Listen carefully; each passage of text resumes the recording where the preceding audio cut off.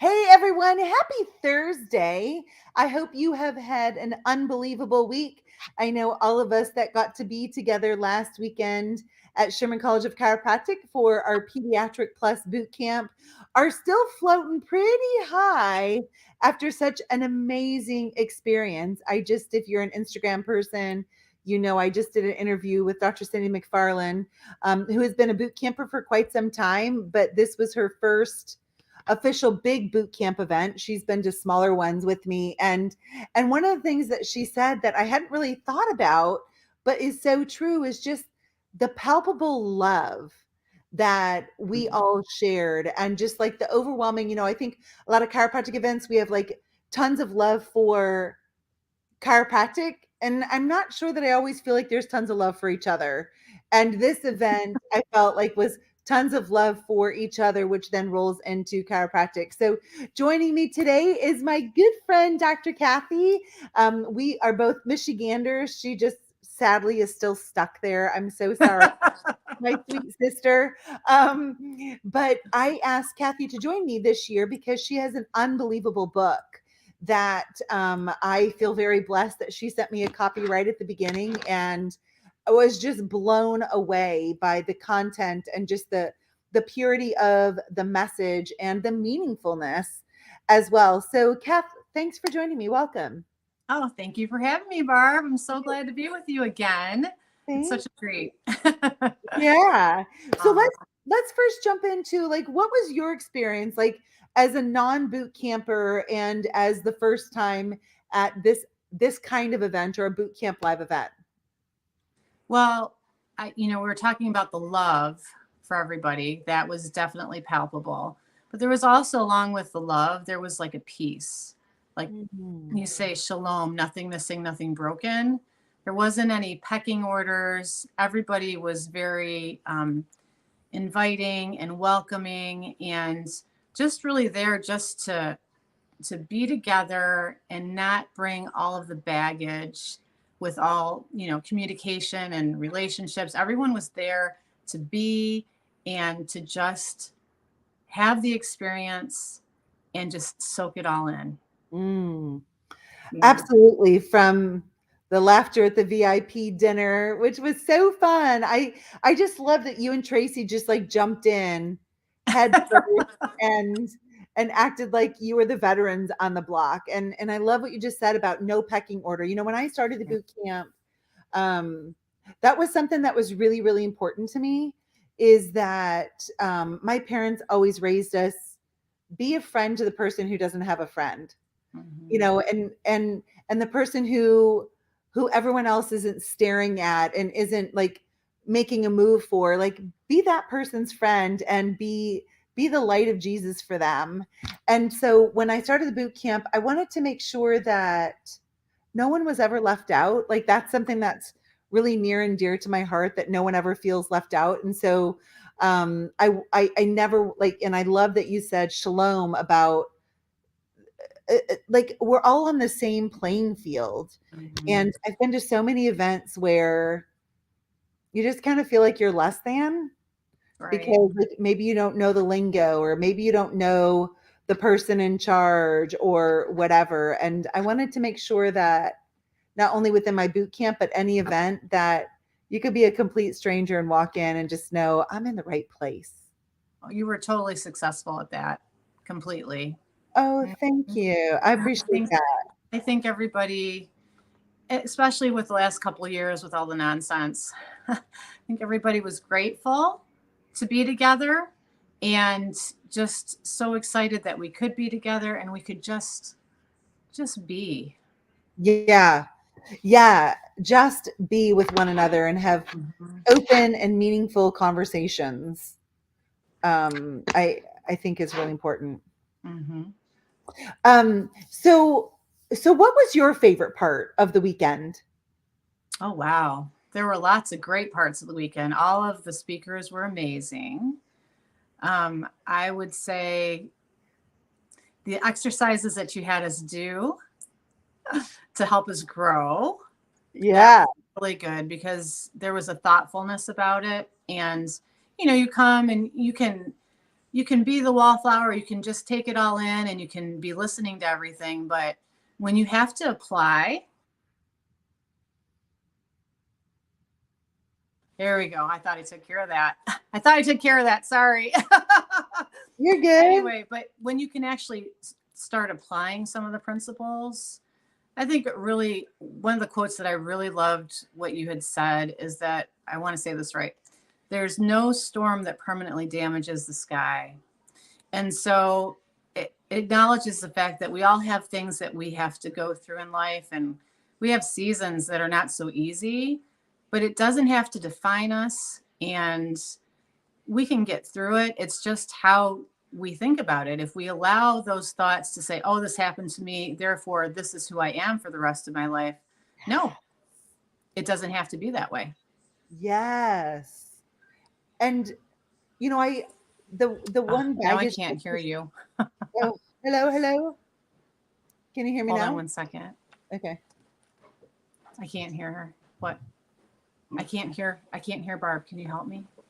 Hello. I can't hear her. And like, this is a really good thing for all of you in the audience to know that, I couldn't even tell you how many Facebook Lives in the last several years, and there's still technical things. So if you're looking to do, if you've been waiting to do any kind of Facebook Live or Instagram Live or whatever, because you're like, oh, I don't know if the technology is going to work, like, just go for it. I can't hear her.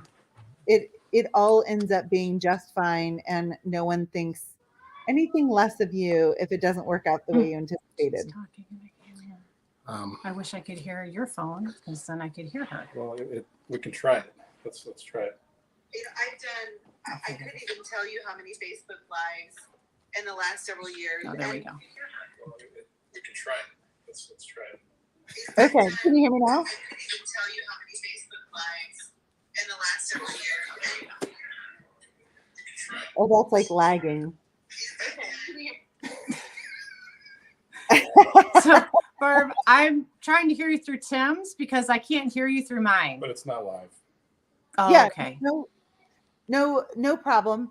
So let me not see sure if what I to do. post a comment. Cathy, talk about your book. So Tim, can you ask Kath to talk about her book? Maybe we'll try to come again. Cathy,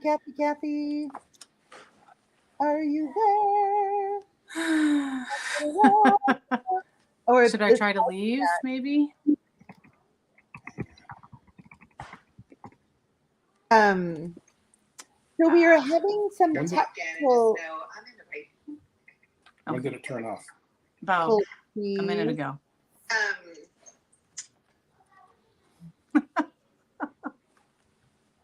I can't hear you. Walk in and just know I'm in the right Yeah. Let's try. Okay, good. Now I can hear you. Okay. So I think one of the exercises that we did that I've gotten a ton of feedback on was the baggage exercise. Yeah. So I can hear you through Tim's phone instead of my phone. I don't know what to do about it. So how about this? Can you just talk about your book? Yeah. So I can hear you through Tim's phone instead of my phone. I don't know what to do about it. It's a different time. Oh, okay. It's on a different time thing. So Okay. Can we try? let's try. We're gonna try to log back on. Okay, we're gonna log back on. We're gonna take off and log back on. Okay, try that. Yeah, no problem. So now it's just you and me, kid. And so you know what I'd love to know in the comment section? What made this week exceptional for you? And if you're not sure, like, just think of one of the adjustments that you delivered, or maybe even a conversation that you had with somebody, and knowing that conversation could quite possibly have meant the difference between a terrible day and a really great day for that person. Are you there, Kath? Okay, I'm back. Can you hear me? I can. I can hear you now. I don't know what happened. I couldn't hear you. That's okay, no problem. So I was just talking about to reflect on like what happened this past week that made it a good week, and part of the reason that I brought that conversation up was the exercise that we did about baggage, Yeah.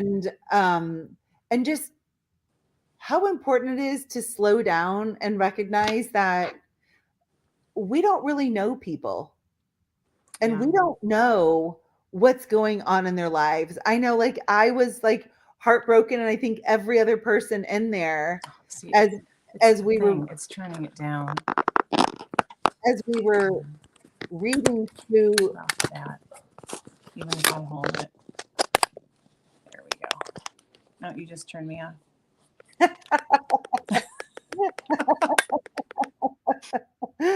There we go. This is like so much like life, right? Isn't it? Best intentions, and you just got to keep rolling with it. That's all there is. We just moved it, so hopefully it doesn't mess with my microphone anymore. Yeah, no power, no problem at all. What did Aw. you think about that exercise? The baggage one. The baggage one?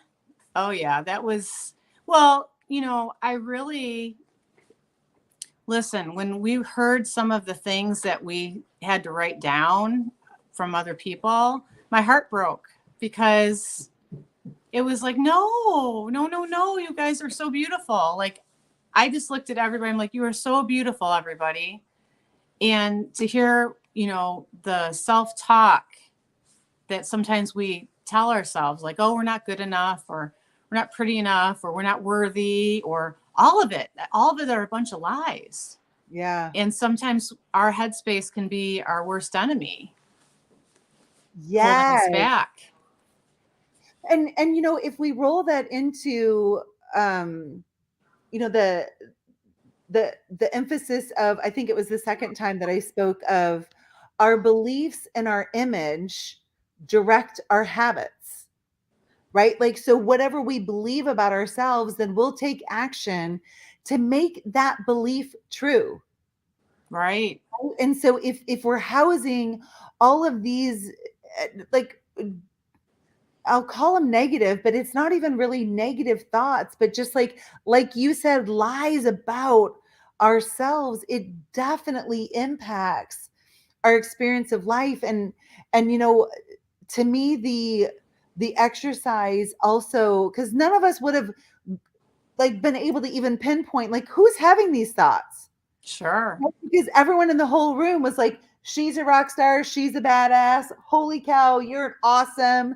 And so Right. we never even know what's really happening. And to me, as chiropractors, that's another reason why it is just so important to slow down and really get to know people, because for the most part, probably even the person they're sharing a home with doesn't really know them. And Sure. and so I just look at that as such an amazing opportunity. And I think that rolls beautifully into your book, because your book gives such a different look at pregnancy and our relationship with our creator as we're bringing new life into the world. So can you talk a little bit about what was the why did you write the book? Well, I wrote the book because I had some time on my hands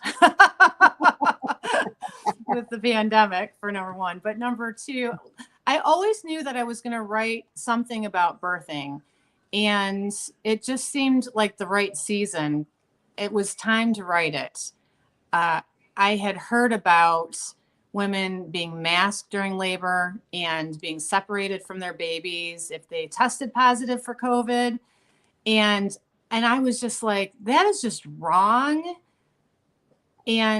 But these women don't know it's wrong. The majority of women do go to the hospital and they do have this experience at the hospital, but they do that because everybody else went to the hospital. And Yeah. so I had some life experiences that showed me that there were other options for birthing. And I thought it was a great platform to share it, because now I would think that some women would be listening more to, oh, you mean I don't have to do it that way? You mean I Yeah. have a choice in this? Yeah. Yeah.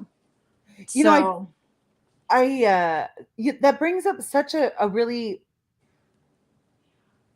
I think, I think it's going to be really sad to hear the stories from people who believed all of the lies during this pandemic, oh, for sure. and the mom who was separated from her child, the individuals who died alone for no reason. Like, if it was so bad, why now is everything gone? Right. You know, Right. like I mean, what? we've been to so many funerals lately, and hearing people that have passed away because they didn't know there were other choices. And so with birth especially, right? I mean, life and birth, that's what God loves, and God is love. And to have that process tampered with, it has lifelong consequences. You think, Yeah, oh well, so what? You were separated at birth from your mom. Well, that's a big deal. That's that's a huge deal. it's And terrible. yeah, I mean, just emotionally and all kind, and then the way we birth, that is a huge deal too. And so, it's really not a matter of when you have a hospital birth, before you go in there, the birthing class consists of, okay, now this is the epidural. So you may want that. And just in case things really go south, then this is the C-section. I mean, they get your mind prepped for the worst of the worst. And it doesn't have to be that way. But people, women, you talk about our tribe, like at boot camp, we were a part of a tribe, and we were looking out for each other, and we were taking care of each other. Well, before everyone got so distant with, technology is great, but I think it has separated community. And so Mhm. you have to like go and seek out community. Well, women used to be able to know what was going on with birth because they would attend each other's births, and it was a very normal thing. And now it's like, okay, well, I'm going to go have my birth, and then I'm going to come home, and then, if I, maybe there is a support system with family, but maybe there isn't. And if there isn't, then you have to deal with, having a baby is a whole life change, and you have the postpartum possibilities and all those things, where if you could know what God says about it in the Bible, and if you can actually have community with like-minded women, you can have a beautiful experience with your birthing. Mhm. So, I love the idea of birth collective. Like, I've seen that term um more and more and more, and it's really true. It's like you said, it's a collection. It's individuals coming together. And I love the pictures of home birth where it's mom and dad and the other kids and the dog, and like, kind of, if that's what a woman wants, right? There's also where it could just take her off focus and not be the right thing for her. But I think it's such a beautiful thing. And I love that your book invites us to also tap into God's strength and God's love and God's power in the birthing process. And not only the birthing process, but also in fertility. So, how can individuals get your book, and who is it best for? well, it's best for anyone thinking about having a baby. It doesn't necessarily have to be your first child. If you've had, babies before, and maybe you thought, well, I'm not that excited about the experience, maybe you could think about it differently. But it also gives hope to those who maybe haven't had kids yet. We waited 16 years before we were able to have kids. And so I kind of talk about that a little bit. And there's still hope, because there's a God, there's hope. So I Yeah. always, with my situation, I always would say, well, you know what? Sarah was 90 when she had Isaac. So I guess, if I'm not 90 yet, I still have time. I mean, Yeah. that's how I would self talk, because that's how I had to, in order to keep my thoughts in my mind, right? You act out your belief system. I'm like, no, I can do this. Yes. Yeah. So it gives hope to anyone who might not have the kiddos in their arms yet and maybe want to have or consider a different experience for their birth if they didn't quite like what happened. Mm. And it just gives a different perspective on, in the boot camp, you talk about effortless. Let's try to do life effortless. And so I'm not saying that birth isn't effortless, but I am saying is that you can approach it in a way where it doesn't have to be such a struggle. And you can introduce the ease to the Yeah. process if you understand the process better. And let's stop treating pregnancy and birth like a disease. Oh, of course. Right? Like it's the most natural thing on the planet. And yet so often I feel like it's treated like it's like something is wrong or now we have to do all of this and it's just not that way. So Kath, how can individuals get in touch with you and get a copy of the book for themselves and then one to have in their lending library in their office? Yep. Well, you can go to cathytaig.com and there's a link there, but you can also go to Amazon. You can go to Target. You can go to barnesandnoble.com and you should be able to order it easily off of any of those sites. So, yeah. And congratulations to you for having it in some pretty big places. I love that it's at Target and it's at Amazon and all of that. And congratulations to you and thank you for seeing it all the way through. A Oh, lot of us have a book in our hearts and you not only got it done, but have continued to see it through so that the message is getting to the hearts and minds of those that God intends to pierce hearts and minds with your word. So thank you for that. I appreciate it. oh, thank you so much, Barb. It's all God because he just opens the door and I try to walk through it wherever I see it. So Yeah. Amen to that. Well, Yeah. thank you so much for joining me tonight. Thanks, Tim, for all of the Thanks, chat Barb. I stuff appreciate and it so much. yes, it was so fun to be with you and I can't wait till next time. Sounds great. Have a great night. All right, thanks everyone. All right. Have a good night. Bye. Okay. Bye.